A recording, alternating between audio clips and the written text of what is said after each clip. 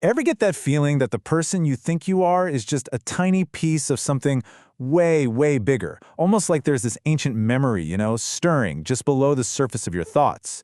Well, today we're diving into this profound idea from the memory of God, a concept that completely reimagines what it means to exist. So let's start this journey of remembrance together.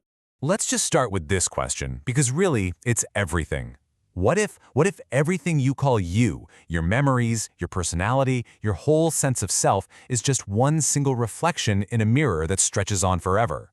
This isn't just some philosophical game, it's the very heart of the idea we're unpacking today.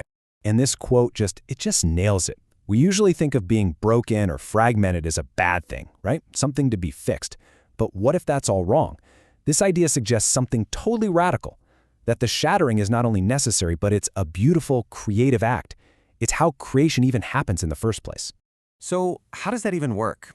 Our first section gets right into it, exploring this concept of a divine shattering, the idea that a single, unified consciousness basically decided to break itself apart on purpose.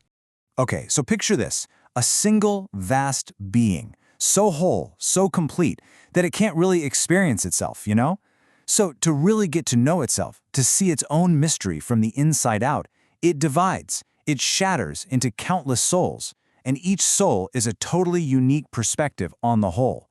That means you, me, every single one of us, we're those perspectives. And here is such a powerful way to think about it.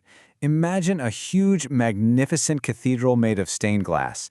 Now, one single beam of divine light is shining through it, and each one of us, we're just one single colored piece of that glass. No one piece is the light, but every single fragment gives that light a unique color, a unique way of expressing itself. We get so focused on our own little colored shard that we completely forget we're all part of this incredible, beautiful whole. And this leads to a really crucial point. That first split from unity, what the text calls a primordial trauma, isn't a mistake. It's not a sin. It's not a fall from grace. It's presented as the very architecture of reality. It's the blueprint that allows for things like time and space and experience to even exist. Okay, let's keep building on this.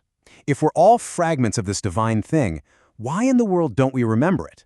Well, that brings us to our next section, which is called a sacred amnesia. The idea here is so simple, but wow, it's deep. For the journey of rediscovery to actually mean something, we have to forget where we came from. The soul has to lose its memory of being part of this boundless unity so it can fully live out the story of being human, the story of finding its way back home. So it's not a tragic forgetting, it's a sacred one. It's part of the plan. And check out this parallel. It's fascinating. The soul's huge cosmic journey of separating from unity is perfectly mirrored in this psychological journey every single one of us goes through. Just like a baby has to separate from its mother to develop its own ego, the soul has to separate from the source to develop its own unique consciousness. The giant cosmic story is happening right inside of us. And this is why it all matters so much. That deep existential loneliness, you know the one, that feeling so many of us have, that constant searching for connection, for meaning, for a feeling of being home. The text frames this not as some psychological problem, but as a kind of spiritual homesickness. It's the soul aching to remember the wholeness it's forgotten. But here's the good news. We aren't just left completely in the dark. The divine whispers to us. It sends echoes of that lost memory. And our third section explores these echoes of remembrance. So how do we start to remember? The source suggests we just look at the world around us. The natural elements, fire, water, earth, and air. They aren't just physical things. They're presented as movements in a divine rhythm. Each element is like a key, a gateway back to remembering a different piece of who we really are. Think about fire. This represents those moments of crisis in life, of loss, of intense transformation. It's that alchemical force that just burns away all our illusions and false ideas about who we are, purifying us down to what's truly essential. And then you have water. This is the element of pure emotional release. It's the language of our tears, dissolving all our rigid beliefs and cleansing our emotional baggage. It's what allows everything that's been frozen inside us to finally start to flow again. Now Earth is described as the actual memory of God. How cool is that? It's like a divine archive, patiently holding all the stories and experiences that our conscious minds forget. It's the grounding force that reminds us that spirit isn't somewhere out there, it's right here, embodied in matter. And finally, air.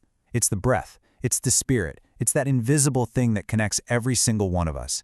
It represents that quiet inner voice, that whisper of intuition that moves in the space between our noisy thoughts and a deep, profound silence. So, after all of this, the shattering, the forgetting, the remembering through these little echoes, what's the end goal? What's the point? This brings us to our final section, the path to wholeness. And this, right here, might be the single most important takeaway. The whole point of this journey is not to become unbroken. It's not about trying to glue our pieces back together or return to some perfect state of innocence that existed before the shattering. That's not it at all. Instead, the real goal is to become aware of the wholeness through our fragmentation. Our cracks, our wounds, our broken pieces, they aren't flaws to be fixed. They are the very openings that allow the divine light to shine through us. Wholeness isn't about getting rid of the brokenness. It's about embracing it completely. And this final quote just ties it all together so beautifully. The whole cosmic drama, our lives, our struggles, our joys, it's all seen as a divine dream. A dream of being separate, created for one reason, so that the Absolute could experience the incredible joy of waking up, of remembering itself through us. So I'm going to leave you with this last question from the source material to just sit with. If your entire journey here is a process of remembering, what is it that your life, with all of its unique challenges and triumphs, is trying to remember?